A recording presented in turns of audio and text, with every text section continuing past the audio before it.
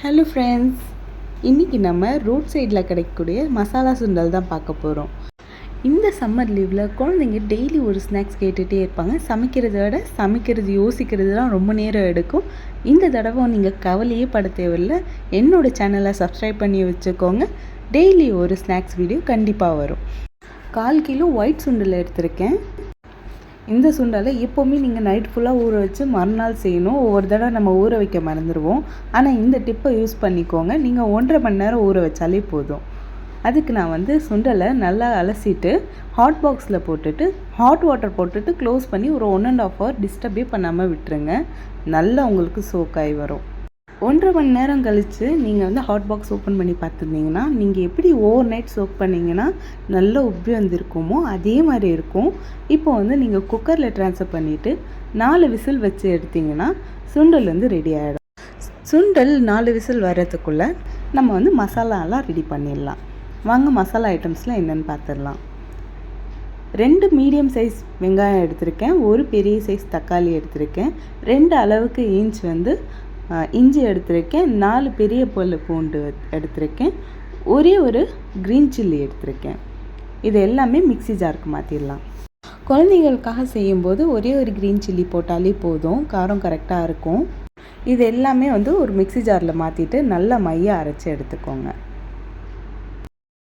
இந்த அளவுக்கு அரைச்சி வச்சா போதும். இப்போ ஒரு கேரட்டை நல்லா சீவி எடுத்து வச்சுருக்கேன். ஒரு ஆனியனை குட்டி குட்டியாக சாப் பண்ணி வச்சுருக்கேன். இது ஒரு சைடில் இருக்கட்டும். சுண்டல் ரெடி ஆகிடுச்சு.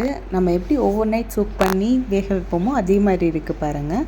இப்போ நான் அதை ஒரு பவுலில் ட்ரான்ஸ்ஃபர் பண்ணிட்டு சும்மா கொஞ்சோண்டு எடுத்து நல்லா மற்ற வச்சு பிசைஞ்சு கொடுத்துக்கிறேன்.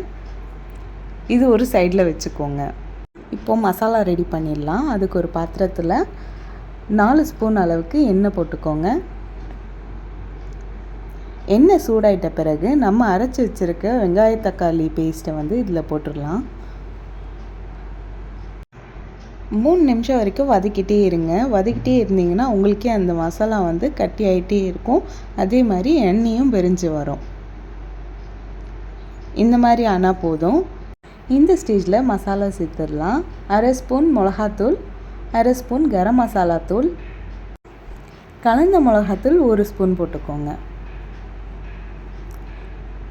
மசாலாவும் ஒரு 2 நிமிஷத்துக்கு நல்லா வதக்கிக்கோங்க. ஒரு தடவை நீங்கள் மசாலா சுண்டல் செஞ்சிட்டிங்கன்னா வீட்டில் இவ்வளோதானா அப்படின்ற மாதிரி ஃபீல் ஆகிடும். ஒரு தடவை ட்ரை பண்ணி பார்த்தீங்கன்னா கடைகளில் நீங்கள் வாங்கவே மாட்டீங்க. இப்போது நம்ம கொஞ்சம் சுண்டல் மட்டும் மசிச்சு வச்சுருப்போம். அது கூட வேக வச்ச தண்ணியும் சேர்த்து இப்போ ஊற்றிக்கலாம்.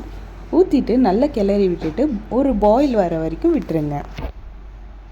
ஹாட் வாட்டர் போட்டு சுண்டல் வேக வைக்கிற மெத்தட் எல்லா சுண்டலுக்கும் சூட் ஆகும். நீங்கள் ட்ரை பண்ணி பார்க்கலாம். சோக் பண்ண மறந்துட்டிங்கன்னா கண்டிப்பாக இந்த மெத்தடை ட்ரை பண்ணி பாருங்கள்.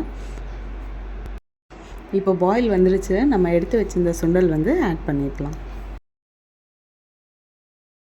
2 நிமிட்ஸ் நீங்கள் நல்லா பாயில் பண்ணிட்ட பிறகு ஒரு கைப்பிடி அளவுக்கு கொத்தமல்லியை தூவி விட்டுட்டு ஃப்ளேம் ஆஃப் பண்ணிவிட்டு இறக்கி வச்சுருங்க.